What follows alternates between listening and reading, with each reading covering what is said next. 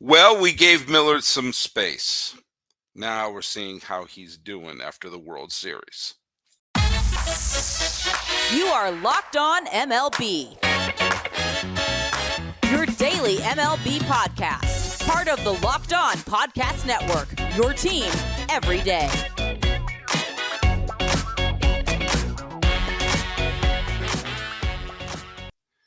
Hello, baseball fans. Welcome to Locked On MLB, Locked On Diamondbacks crossover, the first we've done since the end of the World Series.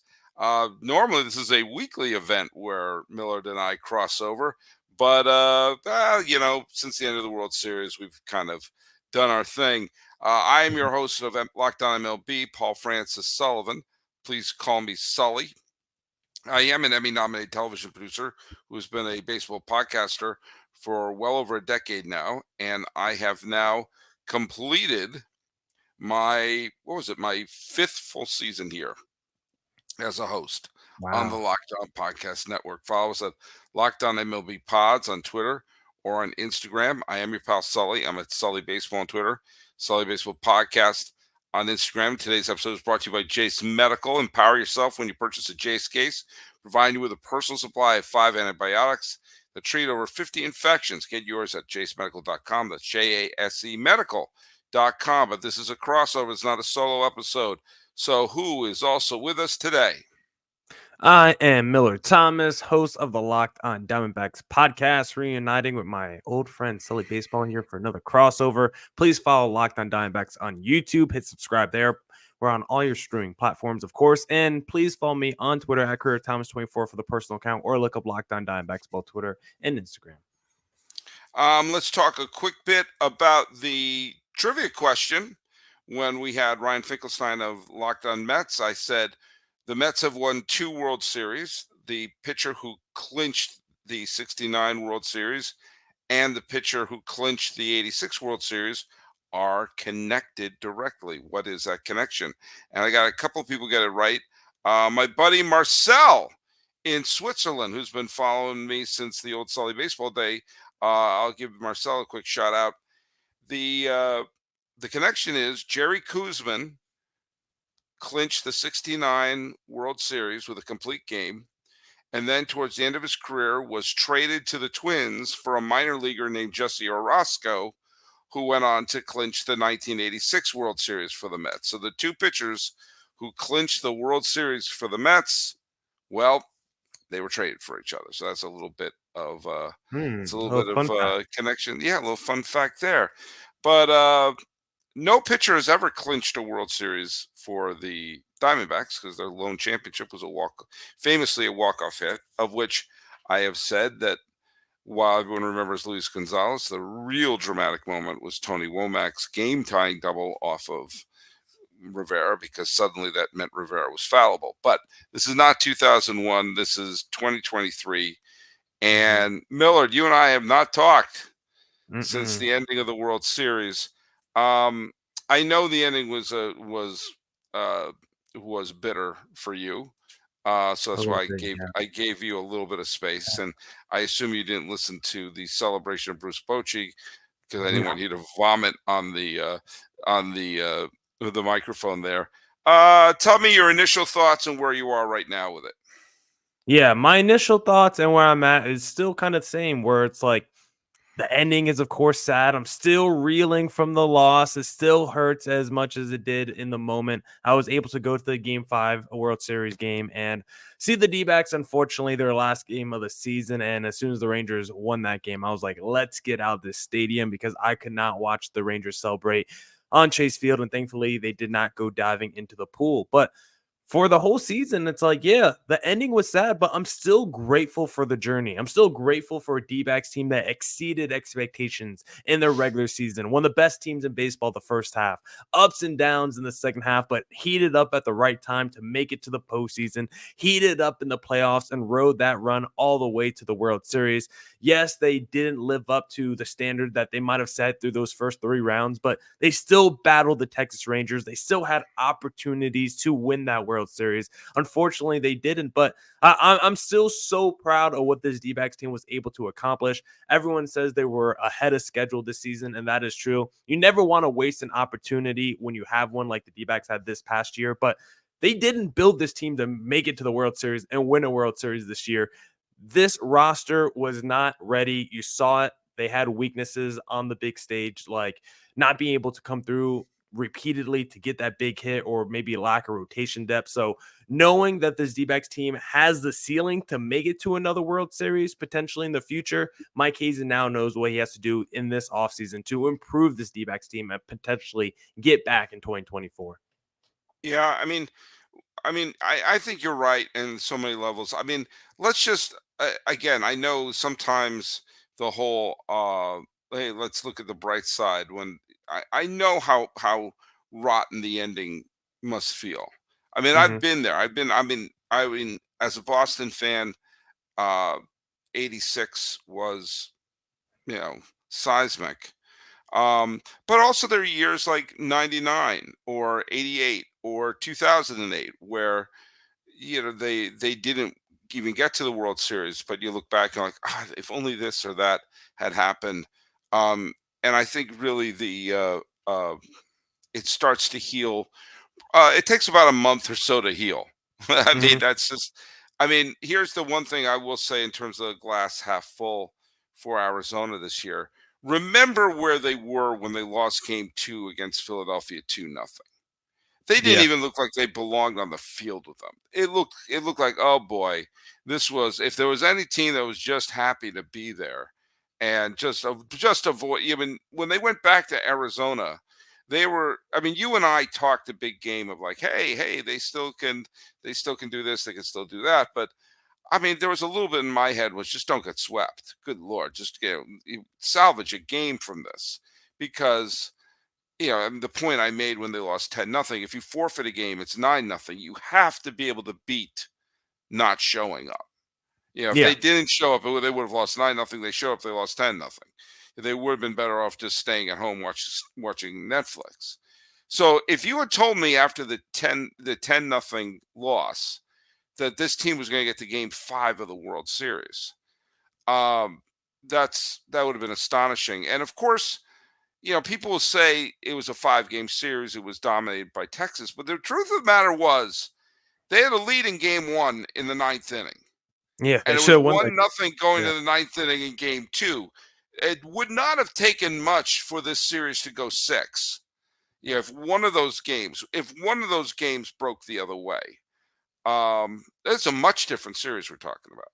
Yeah, and there's no shame in losing to that Texas Rangers team. Like, even though it hurts, we lost to a great Major League Baseball team. That Texas Rangers team went on a historic run this postseason, never losing a road game. Like, that's something that's going to go down in the history books. Like, that's going to be the first thing that's brought up from this Texas Rangers run. When you look back at their postseason, their domination on the road, and they were able to come into Arizona and shut down that D-backs offense. So it's like you just got to tip your cap. That's a Rangers team that spent big money a couple off seasons ago. Like, that was a team that was all pot committed to win the season. They made major Mhm. moves at the deadline. So it's like you're going to tip your cap to the Texas Rangers for beating the Arizona Diamondbacks. And those points you just made, it's like that's why I'm not too upset when I look back at this season. The memories I'm going to have is going to be fun because I'm going to look back and think about how they outplayed the Brewers in the wild card round, how they took down the LA Dodgers first 2 games in LA, and then they had that massive Game 3 with the 4 home runs, and then going into Philadelphia,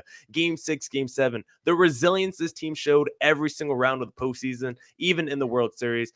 They didn't get the job done in the end, but I'm always going to look back at the 2023 season and have only positive memories. Okay, but I got to go negative a little bit here. Oh, okay. Which game hurt more? Game 1, the Seager tying the game and Garcia hitting the walk-off, or Game 5 where Gallen's masterpiece gets pulled from under him? Which I one? think Which To one me, hurt game more? 5 hurts more because it's not just the fact that Gallen throws a no-no through 6. Like, you've been waiting for that Zac Gallen moment the whole postseason. Hmm. There was so many times you had, like, that game 5 against Philadelphia where the series was tied and you could have went back to Philly up 3-2. Gallen stunk in that game. He stunk in game 1 against the Texas Rangers.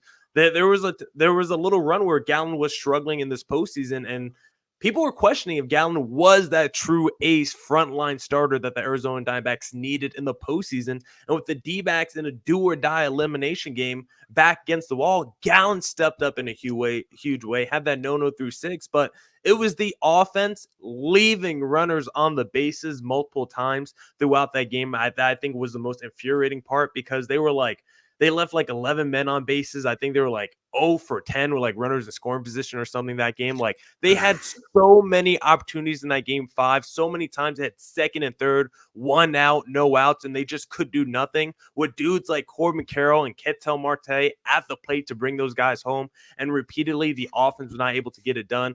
Yes, Paul Sewald giving up the game tying home run in the 9th inning of game 1 hurt. But at least that was the first game. You feel like you could at least bounce back from that. By the time you get to game 5, do or die, the season's over if you don't win this. The offense repeatedly not coming through in the clutch. I think that hurt more than game 1. Yeah, I mean, those games where you're 3 outs away from winning are always a gut punch. But Yeah. also, you know, the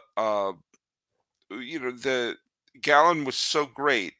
And yes, Eovaldi was matching him 0 for 0, but Eovaldi was He was teetering on shaky. the edge. He was shaky Yeah. and it did take a lot of guts. I had Bryce on talking about the guts of Bochy to say, no, go out and pitch the sixth. Go out and pitch the sixth. And he did. It turned out to be the right thing to do. But yeah, that was they had several times with they should have been up 3-0 Yeah. going Easy. into the 7th. And Going, they were getting going early against Nathan Eovaldi in those early innings. Eovaldi was walking a ton of dudes in that game, and it just didn't lead to any runs for the D-backs despite how many runners that they had on bases. all right. Well, when we come back, I'm going to talk a little bit about why the future may be very, very bright in Arizona, even brighter than a year where they got to game 5 of the World Series. But I think I need to tell our listeners about this little thing that they might need in their life, Sully Baseball, because whether you're on extended travel, bracing for a major weather event, or limited by yet another supply shortage, you are covered, my friend. Thanks to our partners at Jase Medical, life-saving antibiotics and a long list of daily medications can be ordered in a 1-year supply. Go online right now at jasemedical.com to receive your 12-month supply on your daily medication. Remember to use promo code locked on at checkout for a discount as well. A verified customer had this to say about Jase. I am thankful for this service. Supply chain issues caused me to cut pills in half to have it. I ordered most of my daily meds with a year supply. I also ordered antibiotic kit. I feel secure now. Prices are lower than local pharmacies. I highly recommend this for everyone. If you or someone you love would get some peace of mind by having a year supply of daily med, go to jasemedical.com to see if it's offered for you. Remember to use promo code locked on for $20 off your purchase. All right, we're here with Millard Thomas. Look at Here's the deal. The Diamondbacks got to the World Series a year early, at least a year early. I mean, going in, this was a team which looked like it was going to be maybe a fringe wild card contender. It got into the playoffs. I thought they were the epitome of they were just happy to be here. They got past Milwaukee. Okay, they're going to face the Dodgers. They trounced the Dodgers, and like okay, but they're not going to pass Atlanta or Philadelphia. That pace, they get to Philadelphia. I mean, they overachieved on so many levels. But I don't think this is a one and done fluke team. I mean, when you consider they got to game 5 of the World Series, and do you know who did it? Jordan Lawler was a pinch hitter, with one of the top prospects in the game. was a pinch hitter. Yeah, he was a role player on the team. Drew Jones is still gestating in the minors.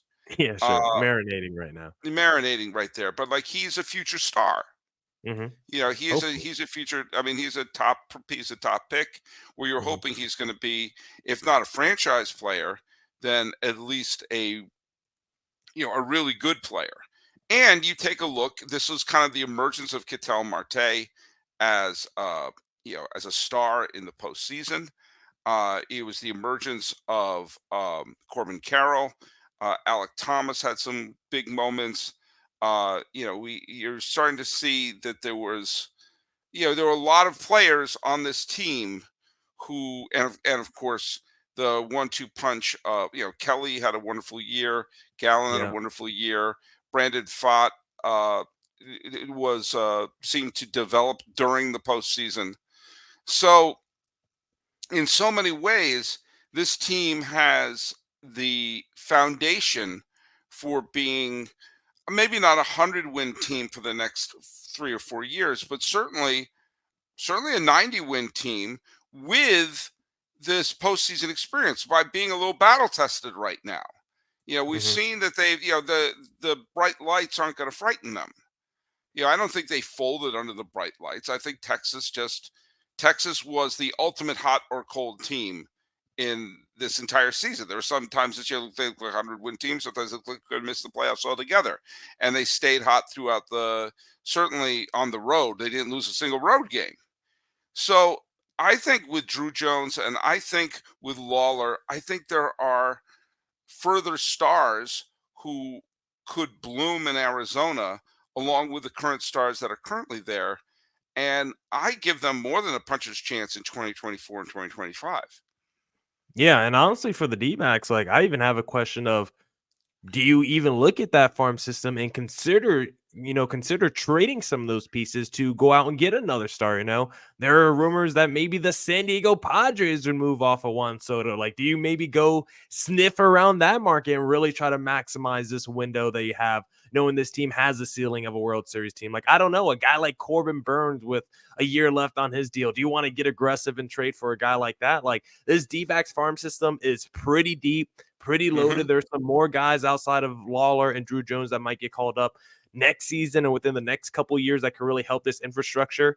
And the D-backs owner, Ken Kendrick, he was like, you know what? When you make it to the World Series, you get a little extra money in your pocket. He's been talking about maybe opening up the purse a little bit this offseason and spending some money. So if the D-backs can get aggressive, I'm not saying they have to go out there and spend a bag on like a Shohei Ohtani, but if you could get like a Candelario or someone, or Justin Turner play third base, maybe go add a legit rotation starter like a Jordan Montgomery or something, and then add some real pieces to this team with the youth that you already had, like you said, internal development. A guy like Gabriel Moreno another year gets better. Alec Thomas. I mean, Corbin Carroll was already one of the best players in Major League Baseball. Maybe he Right. actually wins the MVP next season, takes like a Ronald Acuna level leap next year. So another great thing about this D-backs team, most of their players are locked up for the near future. Corbin Carroll's Yeah. on like a decade-long deal. Ketel Marte is going to be there for the next few years. Like, the infrastructure of this D-backs team, everyone is young, under arbitration, or they're locked up for the next like a couple seasons. So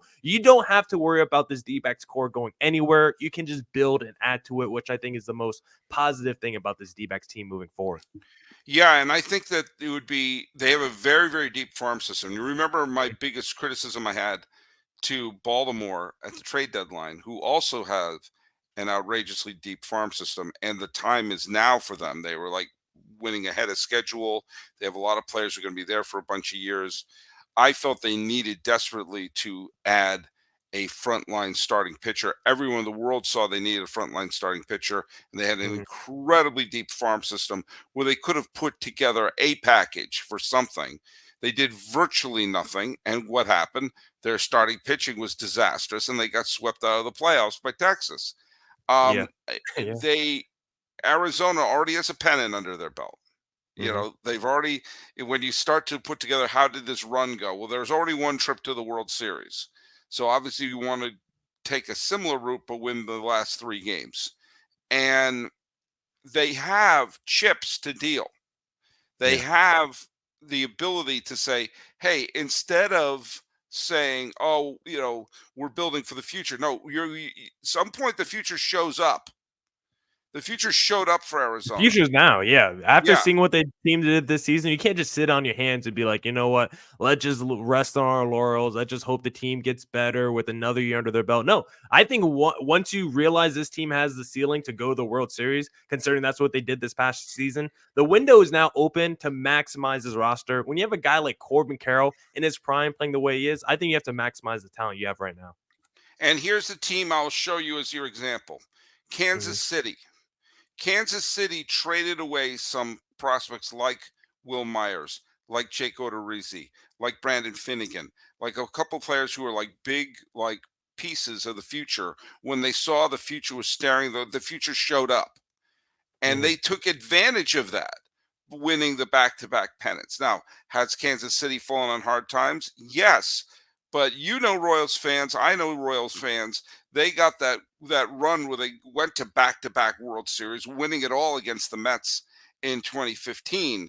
For that fan base, sometimes the window of opportunity is not as gigantic as you'd like it to be. And I don't think this is going to be slamming shut as quick as it did for KC, but it's now time. If you have a top prospect who's in single A, Mhm. like, oh, he's going to be really great by 2026, 2027. Guess what? Then good luck on Cincinnati then. Good luck in San Diego then. This is a chance you to win right here, right now, with an affordable team. And, again, I don't like to get too much into payroll because I think teams not being able to pay stars is a little overblown. It's They're ludicrous. all rich billionaires are owning the team. You can afford it.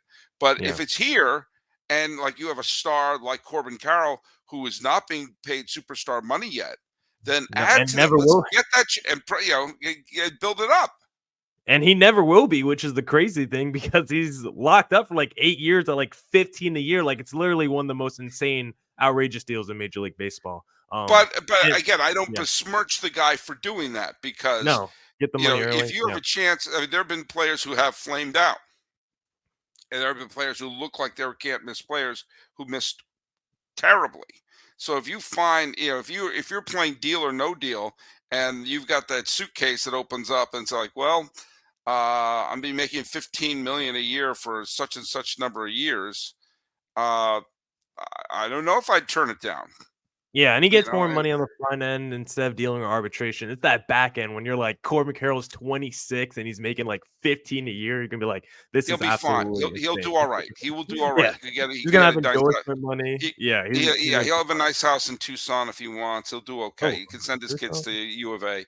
But no, no, no, Sully, stop talking like that. We don't want that. But the Kansas City Royals are the model. I've been talking about them a lot on my personal podcast because they're like the model that I've been comparing the D-backs to. Because when you look at even that Royals offense from 2014, 2015, it's very reminiscent of how the D-backs got to the World Series this year, where we're trying to grind out yeah, hits, we're trying yeah, to play exactly. small ball baseball. So it's like I looked at that Kansas City Royals team as like the precursors to what the D-backs could have done this past year. And considering the Royals, that first year wild card team, exceed expectations, make it to the World Series, come back the very next season and win it all. That's exactly what I want the D-backs to do. And I think they could put a better product on the field than even that Royals team did, because I look at that Royals team on paper, like it really wasn't all that. They just had a lot of players really play above expectations after coming off that World Series run. And so I'm hoping that World Series run, getting the playoff experience, could be a catalyst for a lot of these players and maybe adds a different level of confidence to their game. Maybe they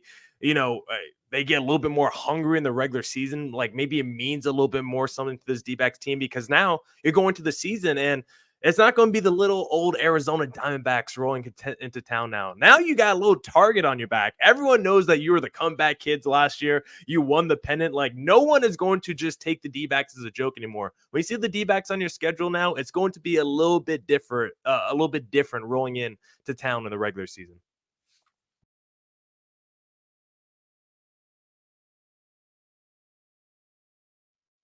All right, final segment here with Millard Thomas. I'm your pal Sully. The awards are going to be handed out. The Major League Baseball Writers Awards are going to be handed out this week. We're going to Rookie of the Year, Cy Young Award, Manager of the Year, and of course the MVP. Um, let's get our picks on the record right now. I don't think there's a lot of drama in this, except maybe. Okay, well, I mean, who do you have for the Cy Young Award? For NL, see the thing, I don't think the drama comes to who's going to win the award. I think there's a little bit more drama as to who was named a finalist. Because listen, I know I do the Locked On D-backs podcast, but I was still a little bit surprised that Zac Gallen was named finalist. I do think he rode that Crazy. first half all the way, because you look at those second half numbers for Zac Gallen down the stretch, he really did struggle big time. I don't even know if I would say he was the Cy Young for the D-backs by the end of the season. And a guy like Justin Steele, I was actually kind of surprised he wasn't Yeah, named a finalist, considering I the could amount see of that. wins he had, the ERA he had this season. I thought he was going to be a lock to make it over a Zac Gallen, just because of the way Zac Gallen struggled in the second half of the season. But I think Blake Snell could potentially win this award unanimously. I think Yeah, I he's think going so. to run away with it. To be Yeah, I honest. think Snell's do that, and I also think Garrett Cole is going to win the AL unanimously. I mean, there were some of the good pitchers this year, but I mean, Cole. I mean, could you imagine the year the Yankees would have had without Cole? I mean, they barely kept their nose above 500 with him, and there were so many games where he pitched 6, 7 innings, let up 1 run, and then the bullpen wet the bed. So I think Cole, who look at some people have gotten on him, especially because he bombed in the wild card game against Boston a few years ago. Yeah. But I think he's been a solid signing for the Yankees. I mean, He's been an elite signing. I mean, he's a yeah, top 3 Cy Young candidate every single yeah. season, going 200 plus innings. Like, I don't know if anyone's had a bigger workload in the American League than Garrett Cole since being signed by the Yankees. But random question for you, Sully: is Blake Snell now on a Hall of Fame track, winning a Cy Young in both I th- leagues? Like, that's kind of I crazy think to think about. I think he's on a Brett Saberhagen track right now. Brett Okay. Saberhagen was someone Yeah. who Who? did win a pair of Cy Young awards in the '80s, or maybe a Tim Lincecum track who won a pair of Cy Young awards. I need to have more elite seasons from him. There have been pitchers who have had a couple of like super elite seasons and then a lot of good seasons. And I think Snell is at that point. I think I'm not quite there yet. I And mean, then winning two Cy Young awards and winning a Cy Young award in each league is very, very good for the Hall of Fame resume. But I'm not quite ready to talk about his Cooperstown resume just yet.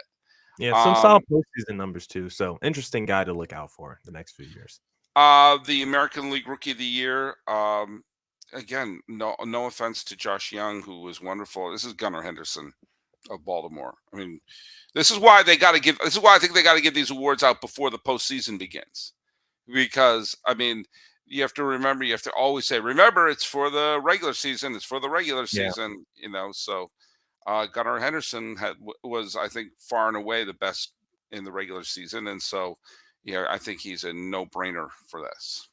Yeah, I think he's going to run away with it as well. Just want to shout out finalist Tristan Cassis of the Hmm. Red Sox, because Yeah, he had himself a monster season, and they've been looking for a good first baseman, try to make Bobby Dalbec work, put Michael Chavis over there. They've had a little bad run of first baseman. They tried Kyle Schwarber over there. So nice to see Tristan Cassis, a nice young guy, step up and looks like he's going to be able to fill that position for the next few years. I don't really have a thought in the National League. I don't think it's a wide open. I don't think there's no clear front runner in the National League. Who are we kidding? If Corbin Carroll doesn't win, then I we mean, just start an investigation.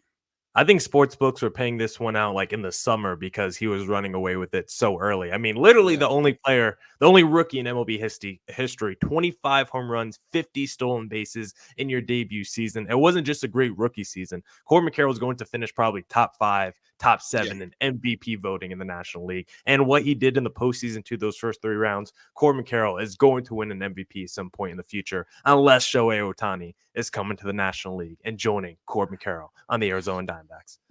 Manager of the year. Did they give out manager of the year yet? I can't remember. I don't think they did. Uh, the manager of the year finalists. Mm-hmm. What who do you have for the manager of the year in the National League?